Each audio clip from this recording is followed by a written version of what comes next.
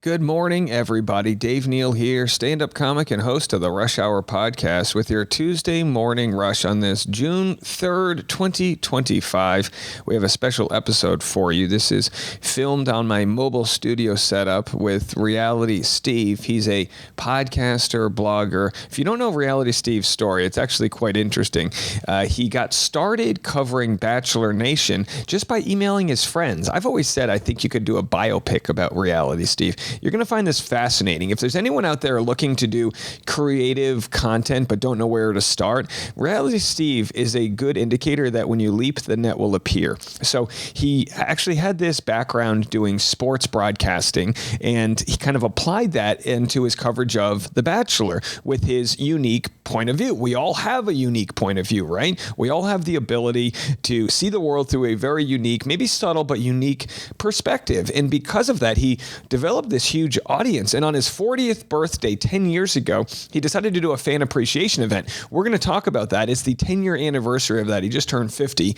While we recorded this from his suite in Mandalay Bay was the day after that he had his big fan appreciation event, which a lot of my audience also came to.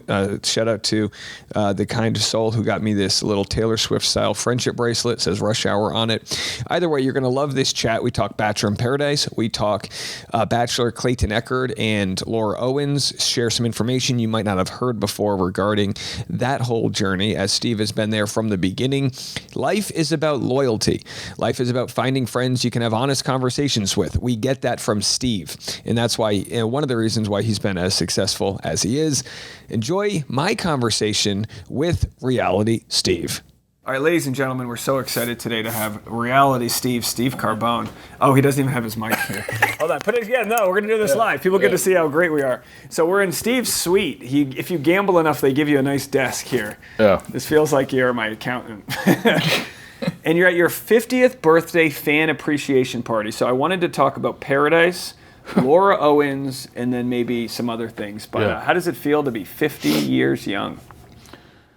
Gosh, the whole age thing never really hit this weekend. I mean, I may be at the party when people were singing happy birthday or whatever, but it's been, this weekend was just, to me, I got worn out, as we talked about on my podcast, from the cabanas. Like, just being outside in 100-degree heat, I just don't do that at home, because I'm mostly home and in an air-conditioned house all day long, even though it's, it's Why don't you move to Vegas? I couldn't live here. Yeah, I wouldn't want to live here. I might end up in a ditch somewhere if I moved here. You never thought you could be a professional gambler? No, I've never really. I don't think that would be the career choice for me. So when does gambling become a problem? Have you ever been like, okay, this is too much? College years. Yeah. College years it was bad? Yeah, just because I was, sometimes I would gamble with money I didn't have, just be like in over my head. But it was never.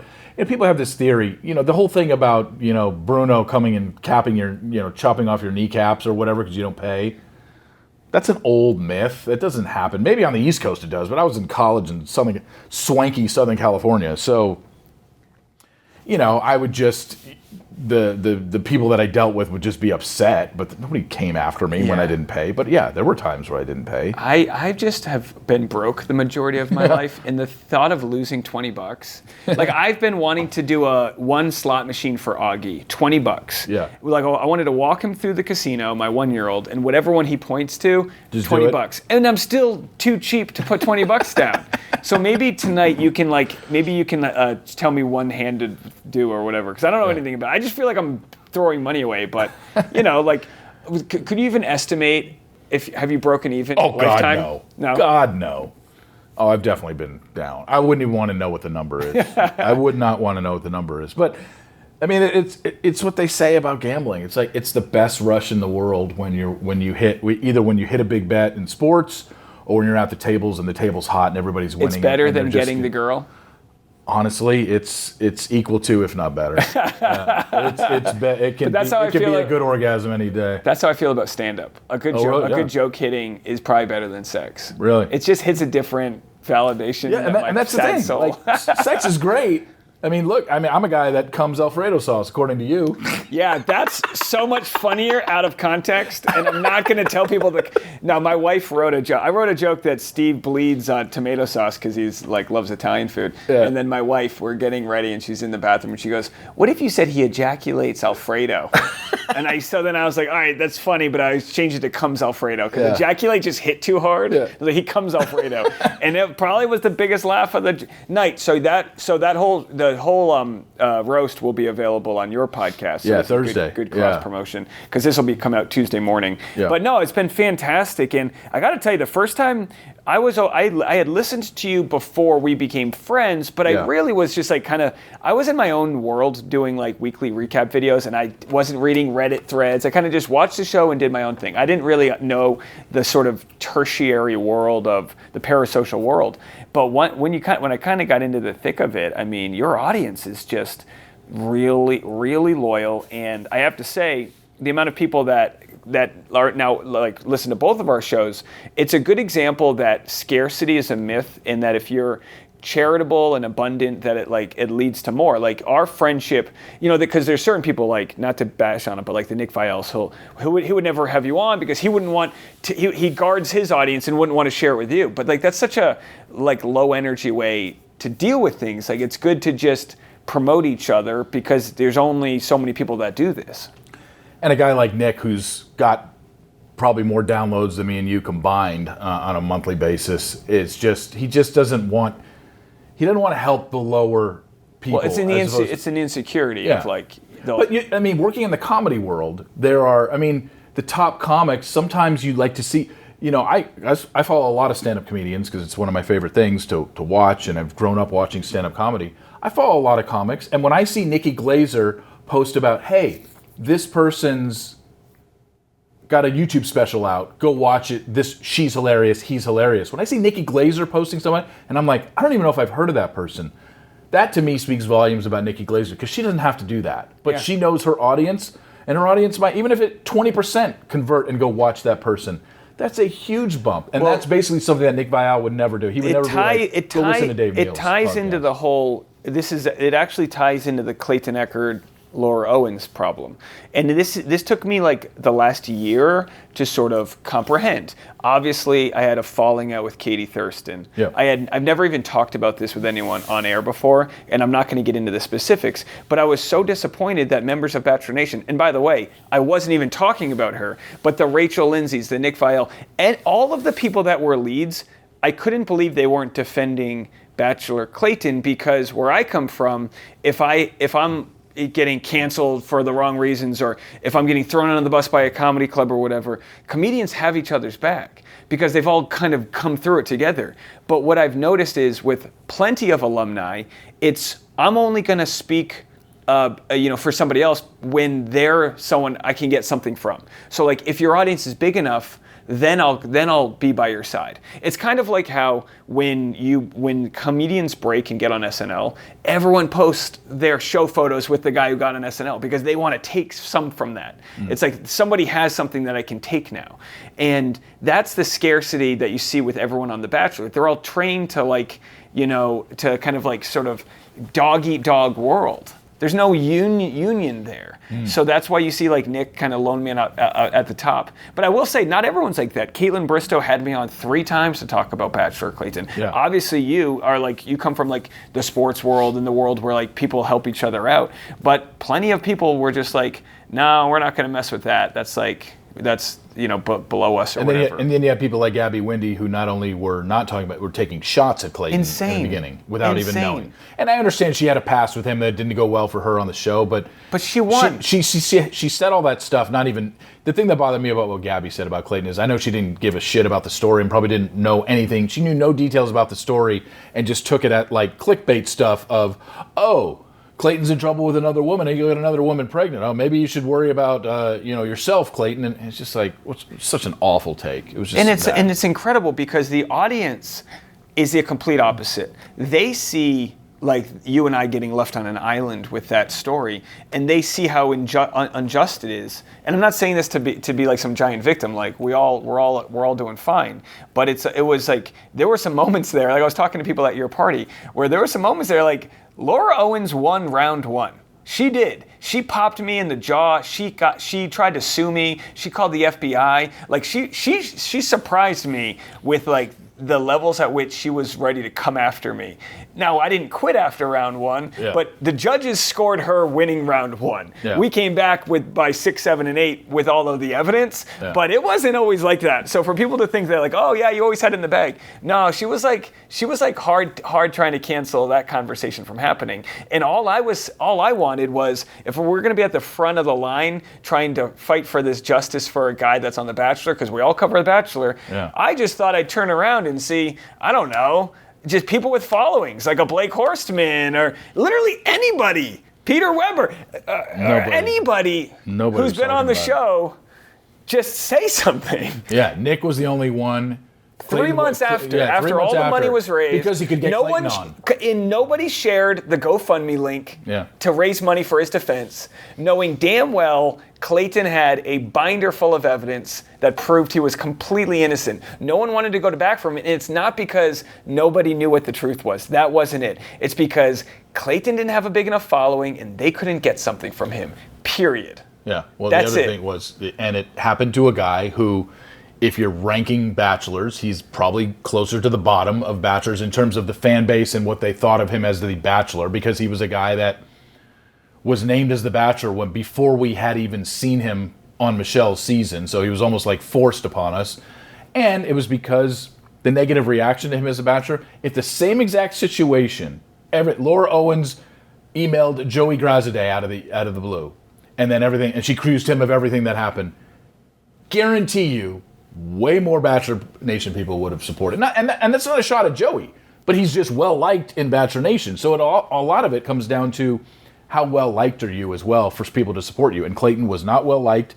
He didn't have a big following, and he was he ranked one of the worst Bachelors ever by a majority of this fan base. And that's why people weren't willing to help him. But God forbid, if this happened to Ben Higgins or Joey Graziadei, they absolutely would have been out in full force. And Ben and Ashley got it super wrong too. Even now, like the reporting's been so off on it. But look, I don't wish any ill will on Gabby or anyone else. The best revenge is just success. And whatever Clayton gets out of it, my prediction is a Netflix documentary within 2 years that turns into Dancing with the Stars. I don't think he gets Dancing with the Stars until Netflix. Yeah, no, but he's not out there right now publicly enough. This is not going away. It's just in the sort of like find out stage. Laura was obviously raided by the police. They've got tons of evidence on her. She's doubling down, wants to take this thing to trial. So that's where it stands right now. But I said this a million times. I thank you for covering it. Like, you were there to hit haymakers when I needed just like a little bit of heat off of me. You'd come in and then, Reality Steve called me a dumbass. And, whoop, I get a day off. Well, remember when this story first hit the Sun? I think you and I texted that day, and we said it. This is before we knew who Greg Gillespie was or Mike Maricini was. We said, This is the biggest story in Bachelor Nation. And we're talking August 2023. You and I were saying this to each other and we had no idea what was coming down the pike. No, not a clue that this girl had a history with this, and she's had multiple abortions or multiple miscarriages and abortions. Or I'm so confused. She's changed her story so many times. I'm so confused. But we were saying to each other when she ran to the Sun with this story, I think you sent it to me. That was how I found out. I think you texted it to me and said, "Did you see this?" And at the time when I read the story, I was like, this is probably the biggest story in Bachelor Nation is off camera.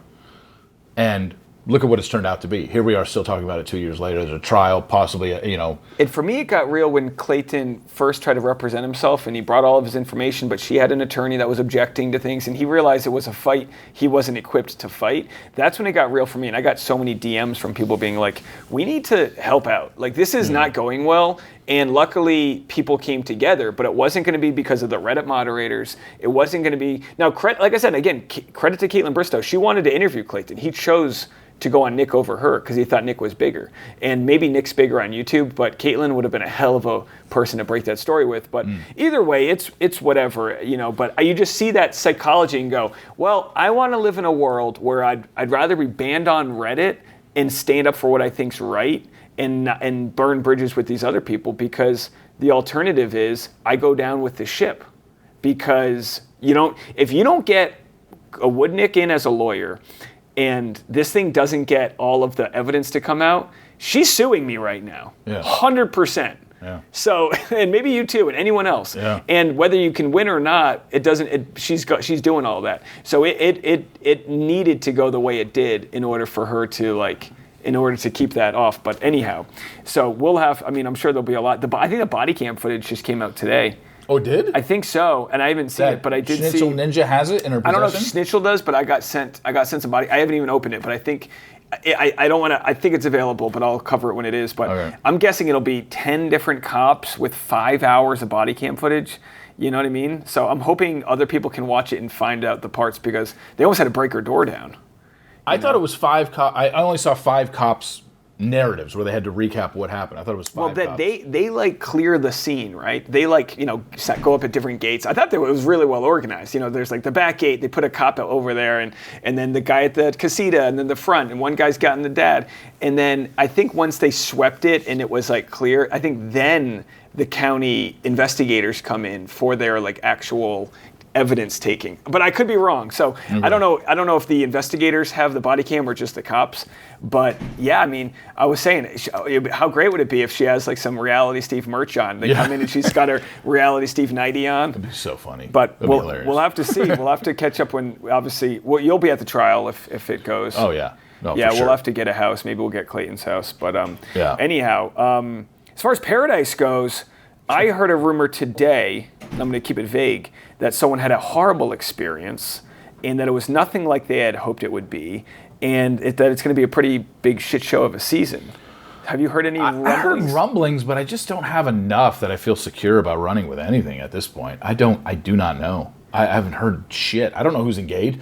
In the past, I usually hear like literally the day after filming ends. Like I would put it out there on Twitter. These are the engaged couples this season. Here's who got to the end. Here's who broke. I got nothing this year. Now, as of right now, first show is until July 7th. I've got 5 weeks for my audience to know. My whole goal is I just want people to know going into a season what the end result is. That's period, end of story. If I can get rose ceremony by rose ceremony eliminations, that'll be great. But I think people want to know, hey, who's engaged, who broke up? Do you think, and I'm not trying to ask this to get any sources here, but do you think that because it's at a new venue in Costa Rica, I think that had a lot it's to do with harder? it. Do you think it's possibly more of a lockdown set? Yeah, I think it had a lot to do with it. That's just my guess because this is the 10th season of Paradise, and I've never had nothing 2 weeks after filming has ended. And I think it's so funny, right? They had it at this place that had no air conditioning. It was shot. I mean, summer in that part of Mexico with no AC is ridiculous. I've been there. It's like that's the reason they can shoot it then is because no one visits there, and it's the off season. It's too hot, and for them to go no AC, you're getting the shittiest. Like now they've got a really nice upscale place, which I think is gonna maybe attract more people to want to go because at least they'll be like, hey, the food was good. I got a nice little vacation out of it. You can tell by those pictures that were released to EW.com. I know you did a video on this. It doesn't look like it. Like some people are going to care about the aesthetic of the show and what it looks like. For 9 seasons, we knew exactly when Paradise came on that day bed, the decor down there in Mexico. This just looks like more of a Netflix show. It looks like, hey, we just went to this resort. There's nothing about that when I looked at those pictures that said, wow, that's Bachelor in Paradise. Yeah, so because we've been used to something, I guess, for 9 years. So maybe what Bachelor in Paradise was doing, right, was they were keeping like an open playing field so that they could zoom in from far away and then get that Brendan Moraes, like they think they're off camera, but they're not. Like they were able to kind of peg people off. There's a new Netflix show where people would show up to this dating show and then they would find out that their Friends with Benefit would also show up, but the whole show shoots at this Palm Springs resort, which is very modest, small pool, but it's like motel style, so every room surrounds the pool, and they got cameras in every room, and then everyone's phone connects. So the show's great because people are conniving. What show is this? It just came out on Netflix. It was about like I can't remember the name of it, but I'll let you know. And it was like they were able to capture what could go down at a rinky-dink like hotel, and that's all you need. You don't need like sparkling beaches. You just need an incubator for drama. And maybe by switching it up, going to a new place, maybe some of these swim out hotel pool rooms that they have, maybe if they can get some cameras on there, they'll get those moments. But I think that the cast members have become so risk adverse that nothing interesting happens. because they're so scared of how they're going to come across on TV because they know how bad Bachelor Nation can get. The post Brandon Moraes, there was some throwing of, but like that was when they thought they were going to hit it rich, him and his partner, whoever it was, Piper, and it just completely backfired. And like, to be completely honest, it was so overblown. It was wild to cover. He loses 300,000. People can do whatever they want. They can follow, unfollow. But like, they just had the conversation everybody else is having. They just got theirs on camera. And it's like, are you going to have a show that holds to the fantasy of the way it is, or go reality, which is what real, the Mormon housewives show. They're talking about influencer deals and whatnot. Yeah. I would love a conversation where Blake Horstman tells us how much he's banking DJing, and I would love. But those conversations all happen on the podcast afterwards. But like, I think they're just like, the show's about to be canceled. It's like soft canceled already. So are you going to change things up, or are you going to kind of go to the grave with this, like, whatever it was? Yeah. No, I think this is a make or break season for them because they took last year off, and now they're coming back with a whole new production team, a whole new location, and we just got to see how it goes. But honestly, Bachelor in Paradise is either successful or not successful based on the storylines. I mean, I don't think anybody cares, honestly.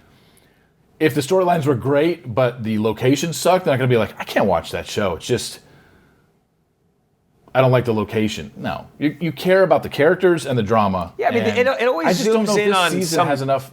First of all, we don't know the cast yet. It hasn't been officially released. We know most of the people, but I just don't feel like this cast has enough star quality. Well, I'm hearing that there's a massive villain that was a villain on a previous season. And if they can just survive being the villain, maybe it's enough to jumpstart the show. Yeah. But how that all gets edited together, I mean, Brandon Moraes, nobody knew that was going to be as big as it was because it was just a quick little throwaway convo. And he was well-liked on Michelle's season. Like, he finished third. He was on Michelle's season, right? Yeah, he was close to being the Bachelor, right? Yeah, and he was, like, well-liked coming off that show. No, sorry. Not Michelle. He was on Tayshia's season. He was on Claire/Tayshia's season. He was one of those. And everybody thought that he was going to, like, when Tayshia didn't pick him and sent him home, they're like, oh my gosh, what a mistake. They make the perfect couple and all this. And he was very well liked. And then Paradise happens, and he had the reverse hero edit or redemption edit. He went the other way. And if audiences want, and I know not everyone's this way, but the loudest voices are, if they want a world where everybody's perfect and every mistake people make gets crucified, say goodbye to the show. The show's over. Yeah. So do you want that world, or do you want a world where flawed people in their 20s drink and do stupid stuff and regret it, and all consensual legal stuff, but they say stupid stuff, and they have dumb fights, and they throw cake, and then by the end they have the reunion, they feel good, and then they try to be better persons? Do you want that world, or do you want the world where you lose your whole following because you accidentally talked about business? Well, that's the thing. Like, I don't. There's no reason to get worked up over anything that happens on Paradise unless somebody literally commits a crime. Yeah. Anything else that's said, you can be like, oh, they're mean. Oh, she's got mean girl energy. Or he's a real misogynist. Yeah, those are bad traits to have. You don't want that. But I think people lose their shit sometimes and go crazy over edits from these reality shows. And I maybe I did back in the day, but now I just don't let any of that stuff affect me. Totally. I don't care anymore. Yeah, well, it's not that big of a deal. We extensively reviewed your 50th birthday party thing on your channel, so we don't need to be redundant. So everyone, go check out Steve. Actually, it's already out on yours because this is Tuesday morning. People are listening here. Yesterday's daily roundup will have a recap with me and Dave talking about Saturday's party, and then Thursday on my weekly podcast, that's also going. Well, I won't have a video this week because we couldn't video it, but that will be you'll be able to hear the show that we put on Saturday, which includes the roast that you did of me, where I realized I have Alfredo sauce as my cum. Yeah, well, so shout out to Steve's exes for the carbo loads, the carbone loads. All right, that's it for us. Thanks for joining me today, Steve. Appreciate it, man. Thanks.